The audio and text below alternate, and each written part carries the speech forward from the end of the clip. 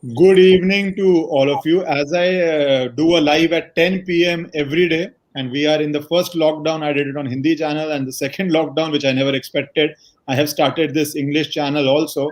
And thank you for all tuning in every day.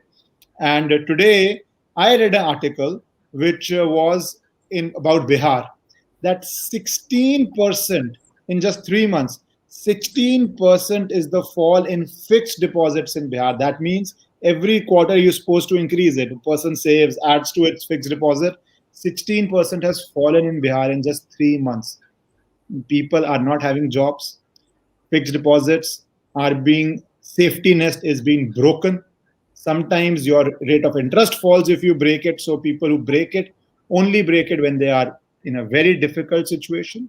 Secondly, what is happening in courts? What happened in court today was something I am very deeply perturbed, that the Bar Council had to step in and is providing ration kits to lawyers registered with Bar Association.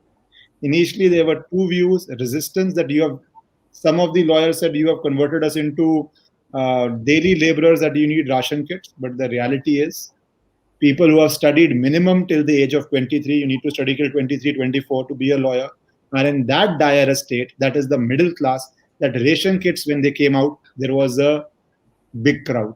And now, to maintain dignity, the bar has decided to send it to needy lawyers' houses. That is how dire the situation has become. So I thought I'll talk about it. And to talk about it is a person who needs no introduction. You see him daily on all English channels, but that is what he does in his spare time. In his real time, he is the economic brain par excellence. And I am very happy to invite MRV and a dear friend of mine, MRV, on the debate to hear his views of what is going wrong and what the government should do, because after COVID, a financial emergency, I think, is looming on the middle class and below middle class. Thank you, MRV, for taking out time and joining. Thank you, Ishkaran, and I hope you will stop with the channels, because every outbreak of wave you come with Hindi, then now it's English. I hope you don't start a Tamil channel. So That you will have to start, sir. That you will have to start. But yeah, we need to laugh in these difficult times. Yeah, and it's frightening to see that the third wave also is an imminent possibility. So given that, I would only pray that you don't start a Tamil channel. MRE, so what is happening on the economy? What is it is a very difficult situation. I am renegotiating as a lawyer. Most of the rent deeds which we had done in the first wave, it's happening. Every tenant, I'm just using as a precursor of economy at a very basic level. As a lawyer, most of my time is now spent on renegotiating, redrafting rental agreements of clients. So what is the economic situation that you see currently? Or starting from the first wave, if you may. In fact, there are, you have to look at it from four different layers. The second wave is the last layer. The first wave is the third layer. And before that, I would see the 6 years of Narendra Modi's government. And before that, you go back to what is called as a pre-Narendra Modi government. Now, the sigma of all this is that we had a very fragile economy, right, to begin with. So we were not something, though we were always discounting the future. We were trying to say that we are 5 trillion economy, we are some sort of a global superpower, emerging global superpower. So the debate was whether we are an arrived global superpower or an emerging global superpower. So superpower was a constant. So all these type of what I call a suspended sense of disbelief was looming large, and we were, if I can use, now it's 10 p.m, so I can use this phrase, premature celebration. I hope you get the drift of what I'm trying to indicate. So premature celebration was our forte, and we started doing this without realizing that we have no plans. I'll just give you a small statistic, and then I'll go into the subject proper. You are given a very stunning one, and that comes from the poorest state, which is Bihar, and which has dropped 16% of its savings, or bank savings, in the last 3 months. That's what you are trying to indicate. That's a very alarming number. Now, if you look at it, we started celebrating the day Prime Minister got his jab. We thought that the whole nation got vaccinated because the Prime Minister got vaccinated. and there was nothing more to be done. So everybody were in a jubilation mode. So and we declared that we have won over Corona. Little realizing that it is, and scientists were repeatedly warning us, and there were people who were telling us that no, this is going to be a 3 to 4 year agenda. It will go on hitting us, wave after wave after wave will come, and we had to be very careful. But we started celebrating somewhere around Diwali, New Year's time onwards. We said, hell to Corona, hum to jeet gaye. Now, today we have realized that, or earlier this week, we have realized that we have to vaccinate somewhere close to 108 crore people.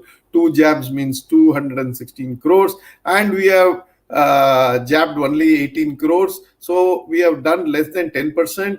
And we have got, now the schedule is being rolled out that it will go on with all build-ups and future discounts, that we will reach somewhere around 200 by the end of this year. Now, that's a very tall order, given that we have got so much of limitations. Now, just take this example and put it into the economics. We are still not into an area where what we say is that we have done the escape velocity of reaching the superpower stage. We are still pulled by certain tremendous forces of gravity in economics, and we are unable to move away from the cycle of poverty. Yes, we have done exceedingly well. There's no doubt about it. Last 30, 40 years, we have done tremendously well. Last 10 years, we have brought somewhere around 250 million people out of poverty line. Brilliant. But are we going up to something called as the superpower stage, or some sort of a galloping state of growth? We are not there. Why we are not there? And then I will come to the Corona issues and what's happening in the intermediary. I can understand the founding fathers of the Constitution, or even before it, the independence era, people were talking about Ram Rajya. Now, I can understand Ram Rajya converted itself into Nehru Rajya. Ram ko hata diya, and then we brought Nehru. But I don't understand why Nehruism continues during Narendra Modi's period in economics. This was Nehruvian economics in all its splendor, and we have not empowered people to come out of the poverty. See, if you think the state is going to drive this whole poverty-related issue, and nothing will explain you better than the Prime Minister's own speech in the Parliament about Manrega, when he said that a Jeeta Jagta Smarak hai. But that was a political statement, a brilliant political positioning of his lack of an alternative. Ishkaran, this is very crucial. The BJP has come to power only trying to replace Tweedledum with Tweedledee, has no alternative economic package.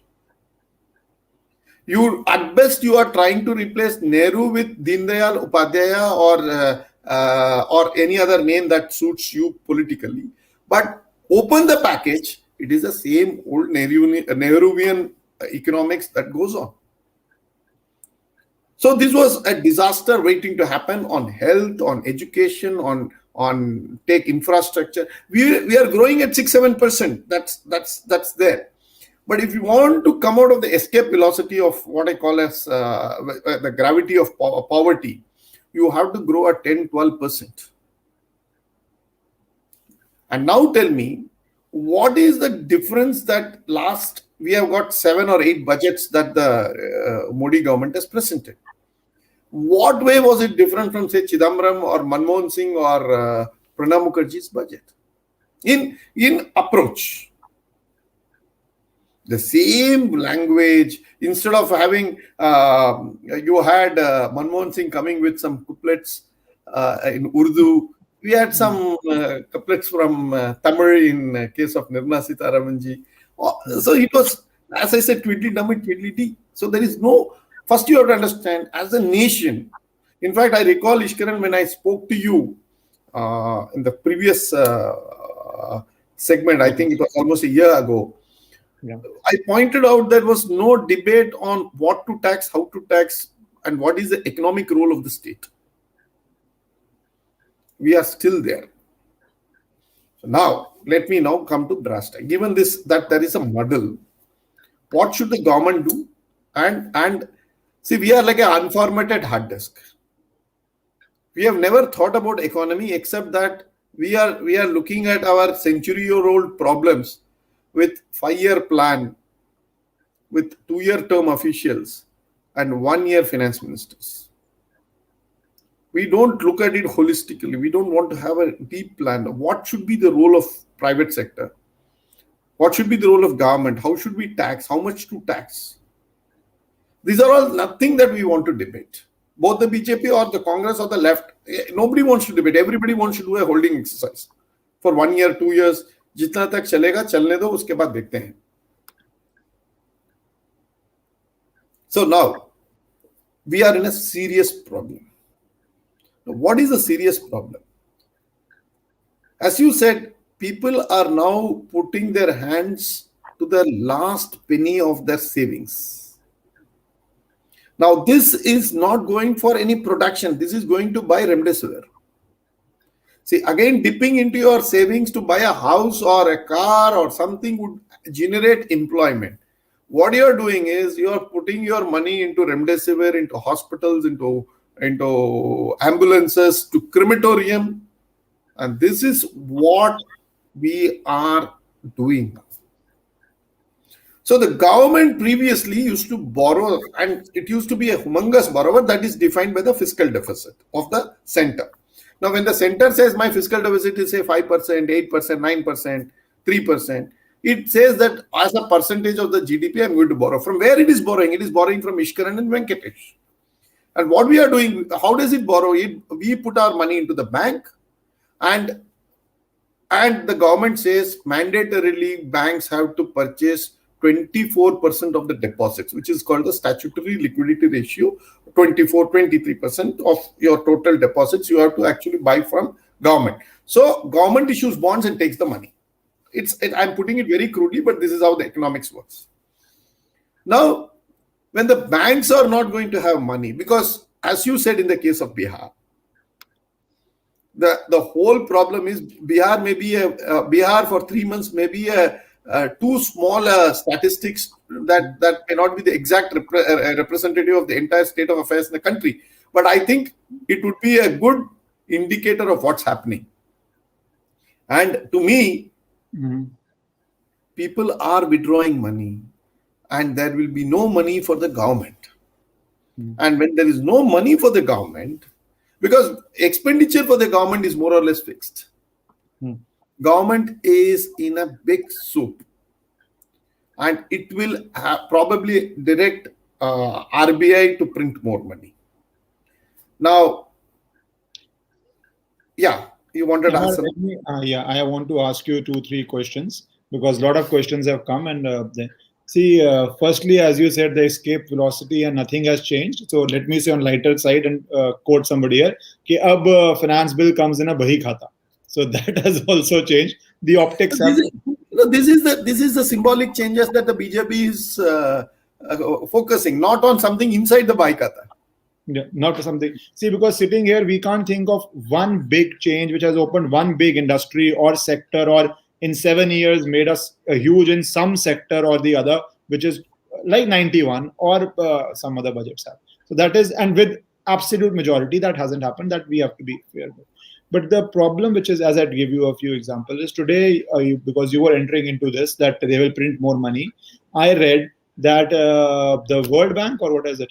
IMF, Fiscal Affairs, has given a statement saying India's debt to GDP ratio has risen from 74% in 2019 to 90% during COVID-19. And this was before the first wave.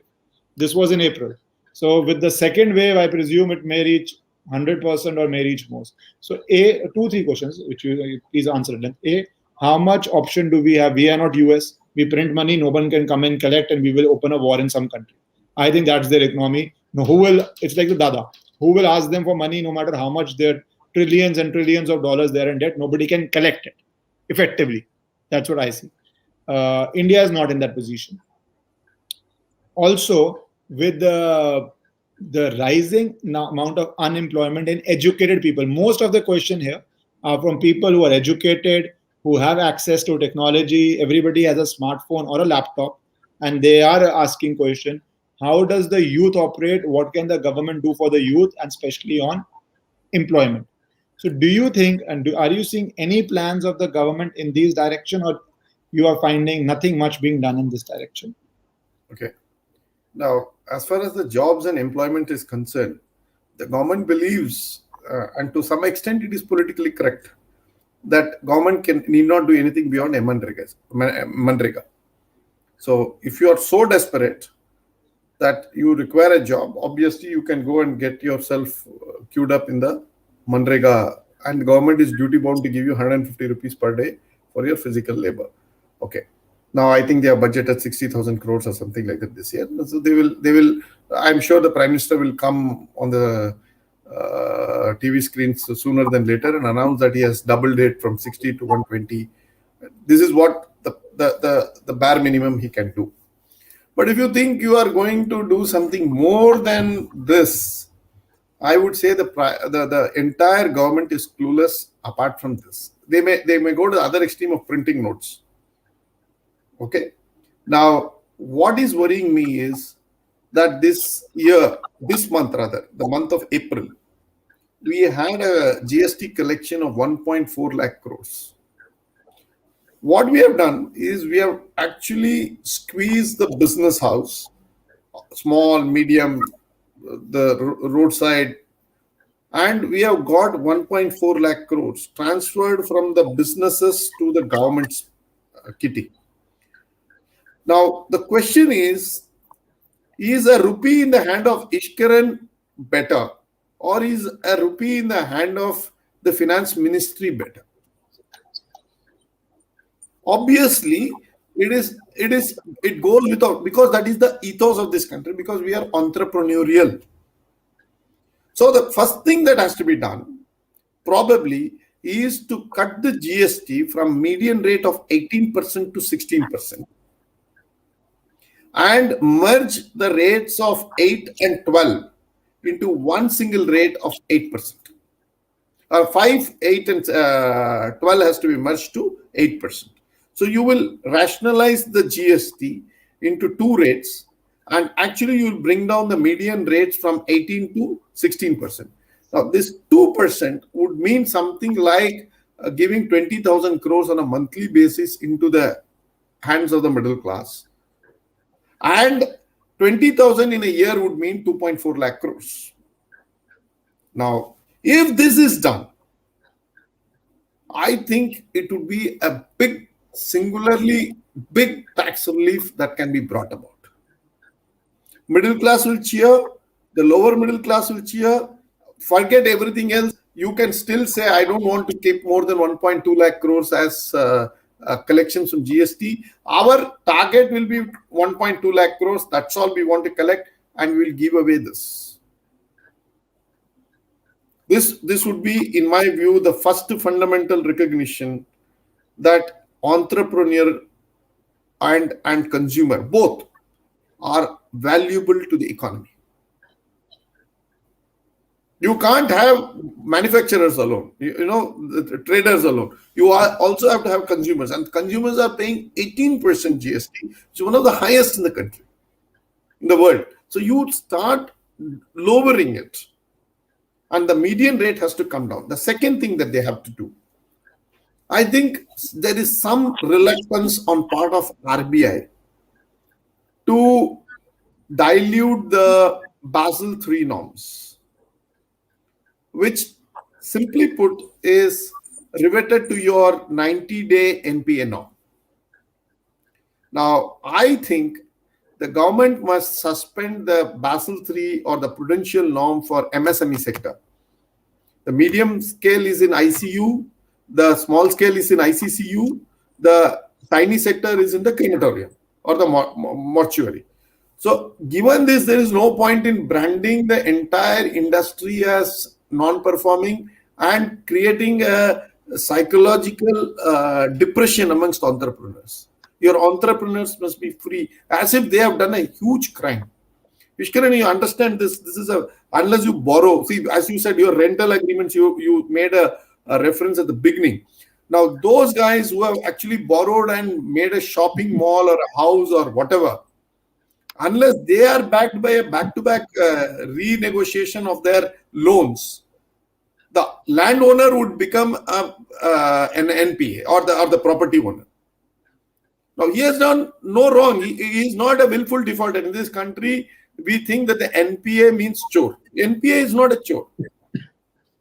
NPA is a person because his tenant is not able to pay. Why is the tenant not able to pay? Because there is a lockdown. So how do we actually take it up forward to this particular exercise? We need to take it up, and my view is that you suspend the prudential norms. After all, we are wedded to Atmanirbhar. We will put a committee of, say, Ishkaran and MRV to look into this matter of whether we want to go with a foreign norm of 100 days, 90 days or not. Meanwhile, suspend it and then let this expert committee give a report, and that report can be worked about. So this is my second concrete suggestion. The third one would be that for all those people who have paid taxes and have been very honest with you, direct taxes, as take the aggregate of the last 5 years of taxes paid, offer them a loan at the rate of 6% of the aggregate of taxes paid to be repaid over the next 5 years. It's not their income, that amount of taxes they have paid. Yes, just give it as an offer. See, what will happen is you are rewarding somebody who has honestly paid, and the constant questioning that comes in from an average middle class is, sir, I have paid my taxes, but I'm not able to get a bed for my mother who is struggling for oxygen, or an oxygen for my mother who is struggling. Now, at least you give them some succor. You may not give them oxygen, at least give them a tax break. Oxygen, yes, it was beyond you. It was a very complex logistic management where we did not foresee all this thing is passed. We are talking pure economics, and if we are able to do this, if I have paid 10,000, 20,000, 30,000, 40,000, 50,000 in the last 5 years, put it as an aggregate and see what it comes to. It will be 1, 2, 3, 4, 1,50,000, and say that, okay, I am giving you 50% of that, 75,000 as a 6% interest loan to people who have paid taxes in the last. Why should it not be done? After all, I am a citizen. I have paid you, and you are giving me money as some sort of based on some sort of a working. Okay. The fourth thing the government can do, and do it very well. On 31st March 2019, 31st December 2019, the government announced what is called as infrastructure pipeline. 100 lakh crore ka they have created a dhacha. Now we are 1.5 years into it. Visible impact at the economy level is not there. Still, probably it is in the blueprint, approvals, NGT, rates, stay, vacate stay petition, yahi chal raha hai. Land acquisition, all these things are going on. To paraphrase what Arun Shauri ji said, बर्तन खनकने की आवाज आ रही है लेकिन थाली में कुछ नहीं आ रहा है. So I hope that 100 lakh crores. Now there is a question from your side also. What should we do about the economy and create jobs? Now government cannot create jobs anything more than Manreka. Let us be very clear about it. Government cannot create jobs in normal times, and in my personal view, it should not. Government is not there to give you jobs. Government is there to create a mahol that will create jobs. That is what it should do. So now is the time, big time, you accelerate the 100 lakh crore pipeline. Give direct banks to fund these people fast. Put some people from the PMO to monitor these projects so that all bottlenecks are cleared. And the manner in which the Prime Minister is overseeing the Central Vista project, he must look at this 100 lakh crore of investment pipeline as he is overseeing the Vista project. And that automatically will create jobs, that will create so much of work, that will create so many spin-off effects. And that is the way to do it. And No, please complete. No, if this is done, your job situation will ease. Of course, during lockdown, when we are unable to step out of the house, whether it is in Delhi or Chennai or Calcutta or whichever place, it is going to be very, very difficult for us to bounce back, say, even 45 days from now into a new normal. It is going to take another 3 to 6 months for us to actually start working and moving and doing things. So jobs will come only when we have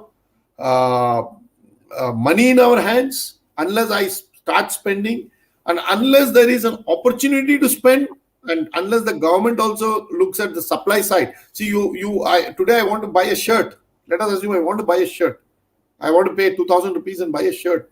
Where do I go and buy? There's a huge problem. Shops are not there. Unless I do some electronic online, it's going to, and everything cannot be done online. Please understand, India, 95%, 96% of the retail will be on the physical level. So you're shutting up the whole country, and you can't expect an economy to go up. Having said this, between December to February, March, the economy was reasonably bouncing well. You have to believe that there is an inherent strength in the economy. Ishkaran, I had to give you an analogy here. Goddess Lakshmi is with 4 arms. And the 4 arms are consumption, production, savings, investment. And you will see Goddess Lakshmi in a very, very balanced and a very symbolic figure. The imagery is very telling. We are people who consume, produce, save, invest all by ourselves. In fact, I would pray that the government steps back and allows us to do what we do. MRV, but that would raise a question, and that is on the mindset, and that's to the people watching it also.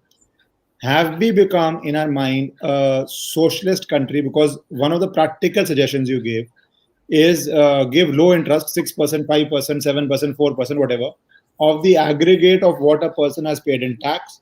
Because that person is paying tax, that means he is doing some work and he is generating revenue. Most of the Indians, if you give them money, are people who will either invest it into buying an asset like land or a house for themselves, those who don't, or into business. So you are giving them money at a cheap rate of interest, which Europe, US anyways does. But that would be a tax break to only 3% or 4% of people who pay taxes. Do you think we have become such a socialist country that the minute that happens, the political cost of it is so high? One of the only successful attacks I think Rahul Gandhi made, successful in the sense that it did change the direction of the government, was when he called it a Sood Boot Ki Sarkar. I think that did not give him any political benefit, but that did cause harm to India. Or maybe the government would have anyways done it. I don't know. Maybe I'm giving, why am I blaming him on this? It is for the government to do. So do you think, A, that our mindset has become so socialist that we would never take out a step which is putting money in the hands of the entrepreneur? That is A. Anyways, answer this and I'll ask you more questions. Yeah. That's a societal mindset. What do you see? We are absolutely a socialist mindset society. But in reality, we are not. That's a problem. And when we talk politics, immediately we are socialist. Okay, see the questions that you're getting. Jobs ka kya hoga? Dhande kab chalu honge? How do I actually further my business? Okay, these are the questions people are asking. But the moment you are putting government हमको क्या करेगा? Government हमको क्या tax break देगा? Government क्या free में देगा, मुफ्त में देगा? So you see, government means doles.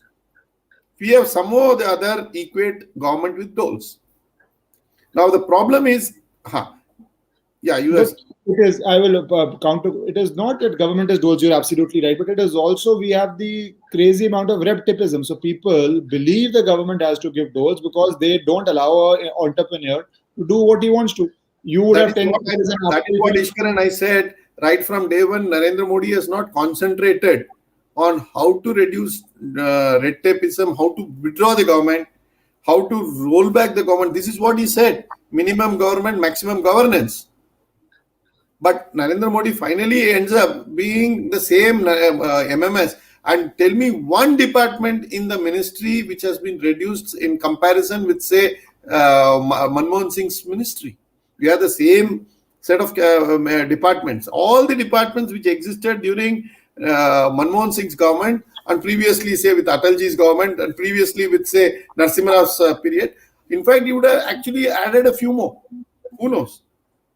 So the point I'm making is this is a larger issue, and if a person of Narendra Modi's caliber with 303 seats with full backing and the belief that what he told us was the Gujarat model, where entrepreneurs will be empowered to do what they want to do within the four square corners of the law. That's a given.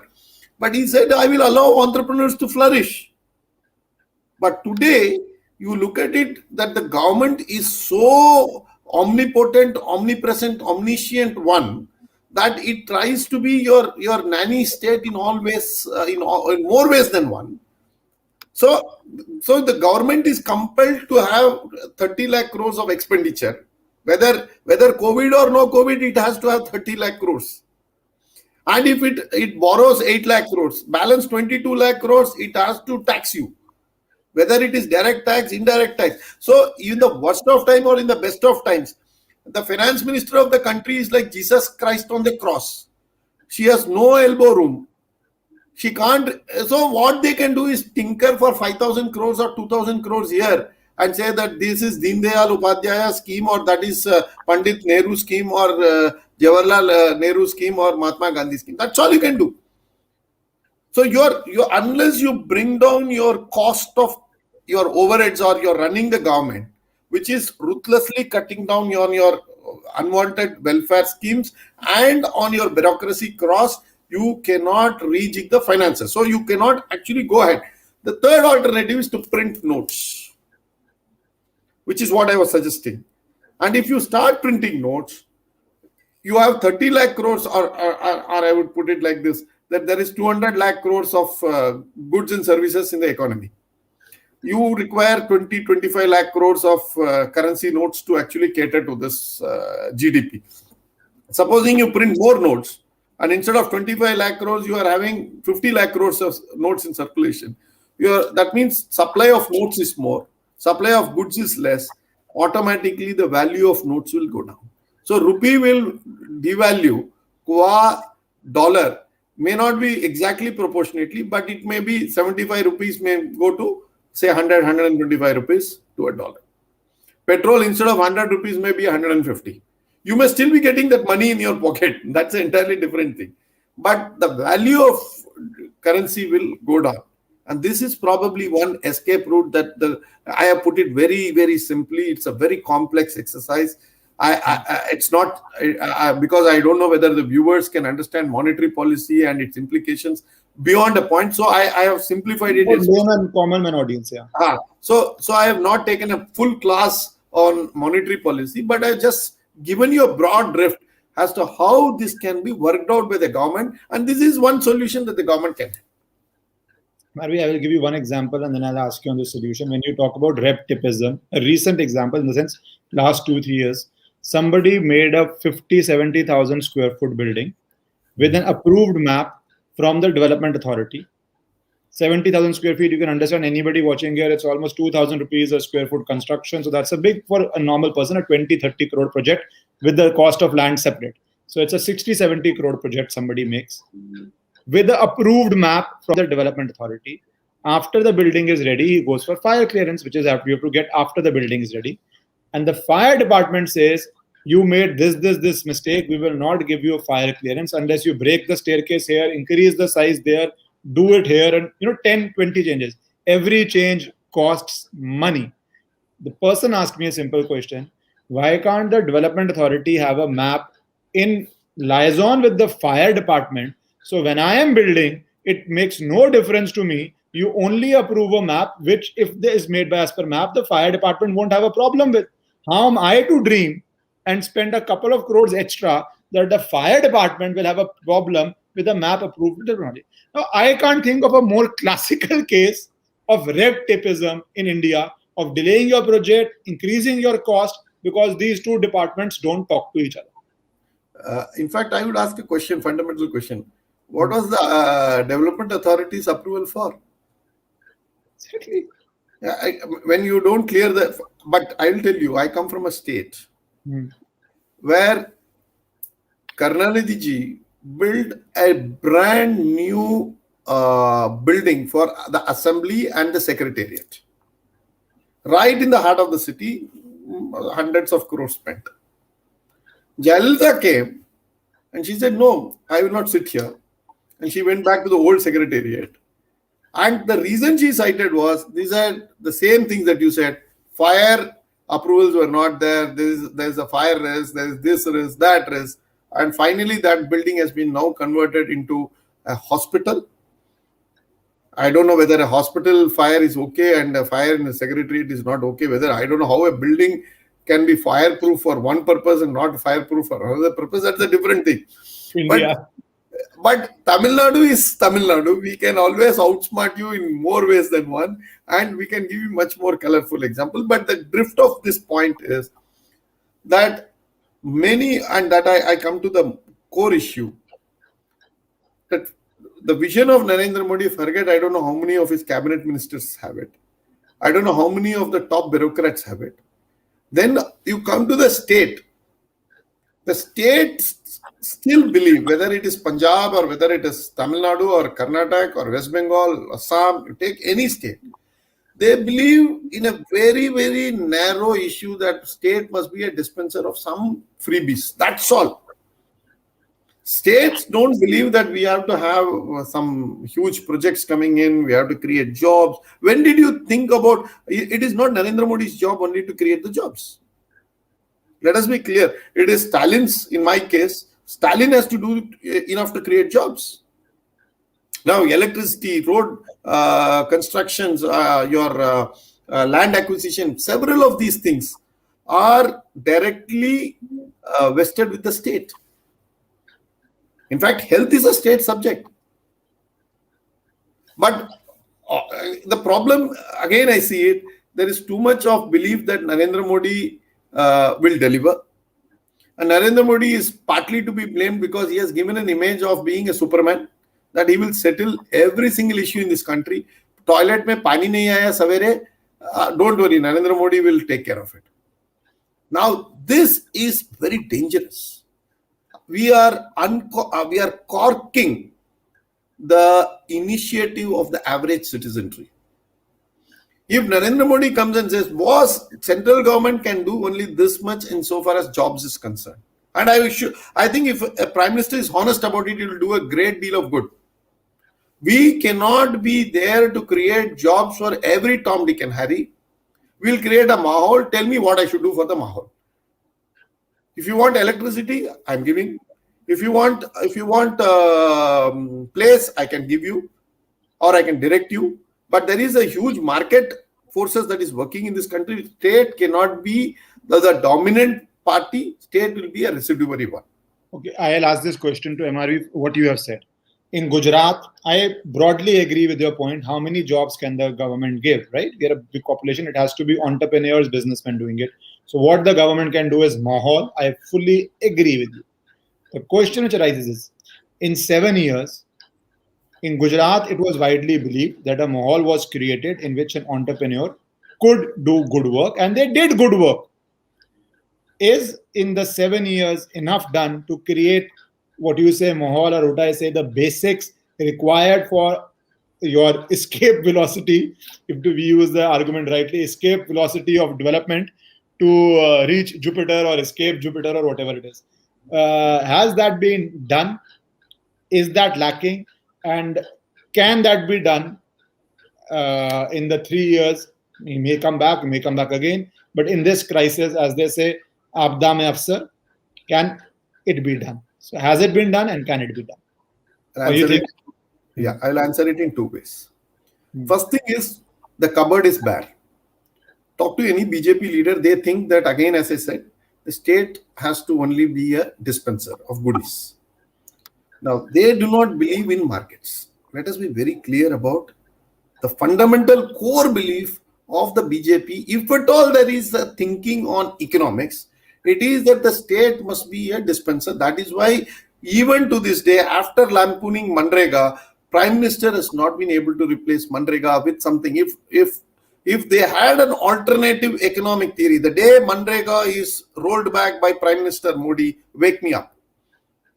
Right? Till then, don't disturb me. Number two. Now, there is a very peculiar thing. Let us come to let us assume that we are traveling into 4 metros. I come into metro Delhi. I ask them, Bhai Sahab, auto mein baith gaye hain, and ask him what is the problem. He says he will either be talking about Mohalla Clinic, MCD fellows, putting seal. You know, he has a problem with Delhi administration. He's never happy with Delhi administration. You come to Bombay. You ask him what is it. He will tell you, here, the stock market, I don't know why it is not reflecting the lockdown. I think the index must be down by at least 8,000 points, Sensex. It is still at 48,000. He will give you a yarn about stock market. You go to Calcutta. You have Hindus dying. You have so much of problems. You have election over there. All these things. You ask the auto driver, what is it? He will say, sir, Kalke Mohan Bagan, East Bengal are khela ho gaye. Meaning there is a football match between East Bengal and Mohan Bagan, and we will have to go and witness it. Come to Chennai, the auto driver will say, sir, this actress is marrying the 3rd time, and after a 3rd marriage, she is 2nd time pregnant. Okay, now what I am trying to give by this example is, there is no homogeneous, we are not a homogeneous group. A Bengali will not believe in entrepreneurship. When is the last Bengali entrepreneur you have seen from Bengal? Okay. Tamil Nadu is Lalit Modi, if I may say. Lalit Modi, he was entrepreneur. But I don't know whether he is actually to be credited from being from Bengal. Okay, I think so. Okay. I'm seeing Subrata Roy was probably one last Bengali entrepreneur. I'm putting it very, no offense to any Bengali viewers of your channel. I'm only putting the drift. Tamil Nadu will see enormous, everybody wants to start, the barest minimum is I want to start a departmental store. I want to start this business, I want to start that business. There are communities after communities which are into business. And there are communities after communities which are into government services. They enter government services. पैदाइशी उसको ऐसा लगता है कि I have to become an IAS officer, if not IAS, IPS, if not IPS, write for this state commission here, at least become a magistrate somewhere. I want to be like this. Now there is a Gujarati group which believes that I have to become only an entrepreneur. Now please understand, I'm putting it in the perspective that your model of whatever you want to do can work in Gujarat. But you don't have a pan-Indian model of saying an Indian wants this way. A Delhiite believes in freebie. A Bengali thrives in freebie. A Madrasi believes in freebie during elections. A Gujarati doesn't care for freebie. He will give a freebie to the government. So you have to understand, the psyche of the average Indian is not a homogeneous one, it's a heterogeneous one. So you need to have different plans and different programs across country where we don't understand how do we put it as one nation, one economic policy. And this is where I think the BJP is unable to capture the mood of the nation today. MRV, before I ask you the last question, one announcement for the audience. Tomorrow at 11 a.m., as you know, Israel destroyed Al Jazeera Media Network's building, saying that they are in cahoots with Hamas or Hamas stays there. So I'm having my friend Abhijit Ayer Mitra at 11 a.m. in the morning on it. And at night, I am having Professor Nalapat on China and bioweapon at 10 p.m. So if you haven't subscribed and joined for both these conversations, Israel as well as China bioweapon, please join and ask your questions. MRV, now my question to you is, I know you have broadly classified this region, people want this, that region, people want it, and it's just an example. It's not, we are not getting into the depth of it. But I don't want 91, to accuse anybody, but I'm saying generally that will be. I only to say that there is a lack of homogeneity with the entire Indian population. I got it. My question was, 91, we were almost a bankrupt economy, 89, 90. This problem was then their time, that time also.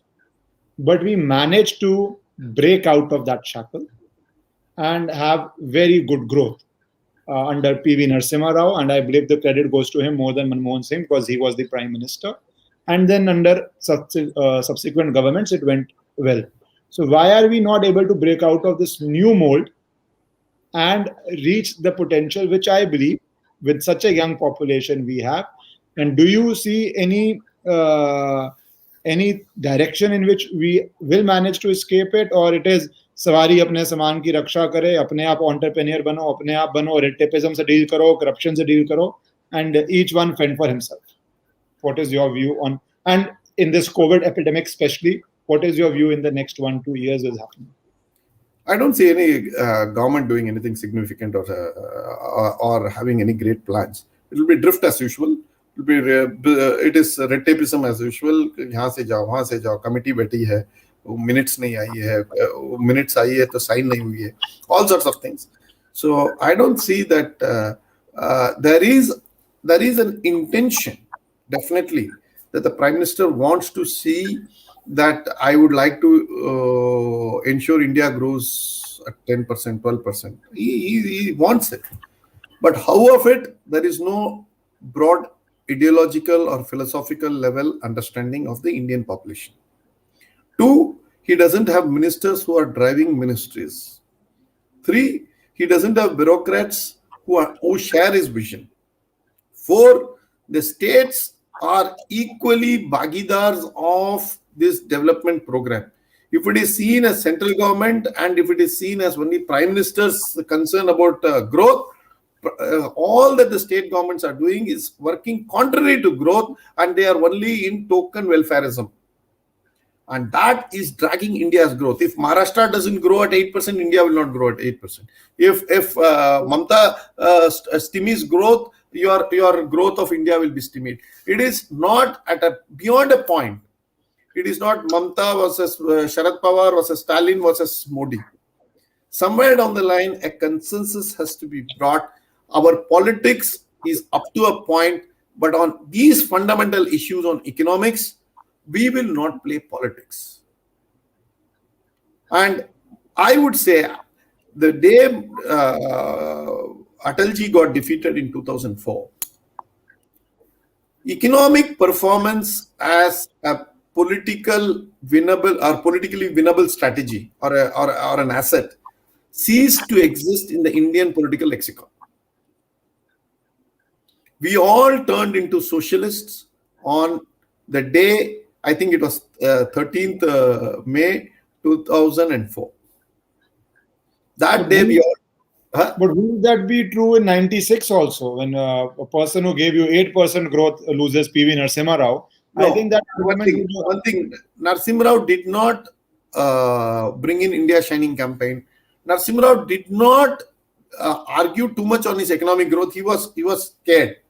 Atalji went and actually projected Atalji's performance, especially in 2003, one of the quarters, I think we hit double-digit growth. And that is where we thought of, we have achieved, and now from now on, we are into an escape velocity of 10% plus growth, and it is perpetual and eternal. From now on, no catching us. Okay, and that is how Atalji's government went to the polls and got badly defeated. At that point is where this India Shining campaign came in and exploded on the face of the BJP. And since then, politician after politician, take Chandrababu Naidu for instance, he might have done well, but he doesn't want to say he has done well in economic terms. It has become some sort of a psychological barrier which no politician wants to break. They may want to do well, they may not do well, but they can't go and say that they have performed well in the last 5 years and they have brought these changes into the let people talk, let their ministers talk, let some commentators talk and say that this state is doing well, that state is doing well, infrastructure is good, infrastructure is bad. But we don't want to tom-tom about it because we are very confident that that is not going to cut eyes with the masses. Let us be very clear. Let us give 500 rupees here, dole. Let us give 700 rupees dole here, free cycle, free. I only shudder to think free daru should not be the destination point in all these things. And if that happens, I think we have arrived as a nation. That is election. Tamil Nadu, especially since you are generalizing on some states, Tamil Nadu, I think is pretty good in that. Yeah, daru through the ration shop, so we can supply it also. So point is that we are not genetically we are not a socialist country. We are an entrepreneurial country. That is the genius of this country. We give a dead rat to a person, and I'm sure 1 year down the line he'll be going in a Mercedes Benz. That is the innate ability to see business opportunity, market is there in all Indians. What is holding them back? As you said, the red tape. As you said, the very high rates of taxes. The belief that state somehow will come out and bail you out. You don't have to be doing anything. You have to be supinely indifferent. So we are caging the absolute wealth of this country, which is the entrepreneurial talent. If that is uncorked, and as you said, Narendra Modi has got 3 long years, he can do wonders. But for that, he has to have Chal, Charitra, Chintan, Chehra, all these things, he has to keep it ready. If he's going to look at the Niti Aayog chaps and think that he's going to launch Atmanirbhar Bharat, I'm sorry. I wouldn't go with them from Karol Bagh to Khan Market. True, that I agree with you. So his missiles, so he's lacking both. He's lacking the grand idea, which is the bomb. He is also lacking the delivery mechanism, which is the missiles. So without missile, without the bomb, you want to bomb Hamas, you want to bomb Israel, you want to do this, you want to do that. So as MRV has said, and I do agree, friends, in whichever state you are, reward people who do the infrastructure, create jobs, the heavy lifting. And not only you have to provide basic support to people who can't feed themselves 500 rupees, but also those who do developmental work, reward them. Correct. Our mindset is also that. Take any cinema, any movie, any language. The villain is always the rich man. That is why I asked you this question. Are we fundamentally a country which is socialist in outlook? We are by nature, last 50, 60 years we are, but genetically we are not. That's a dichotomy here. I agree, because see, even a chota kirane wala shop, the smallest, is an entrepreneur. Yes, and farmer is an entrepreneur. That is entrepreneur, right? But unfortunately, as I said, I have seen this when I do public discussions with people and businessmen. I do it with businessmen, and somehow by the time they finish, anybody a bigger businessman than them, they are somehow that this person is making money through the government, blah, blah, blah, blah, blah, and more regulation and blah, blah. I said, you are a businessman yourself. You should be voting for less regulation. But you say that these big business people, I will destroy, demolish, blah, blah, blah, and I will change it, and people vote for you. So that is something we have to ask ourselves also as a country. As citizen, as a country, that's a hard question we have to ask ourselves, not Stalin in your case or Prime Minister Modi in the case of the country. We have to ask these questions. But I still hope that there are 3 long years and a reform comes which shoots our economy and provides jobs to the youngsters. And I'm eternally optimist. So let's hope that MRV, and I will wake you up if Manrega stops. But even if it doesn't stop, please come back, and this time sooner, and we will discuss economy and other issues. Sure. It's always a pleasure being with you, Ishkaran. Thank you. Thank you, MRV. Thank you.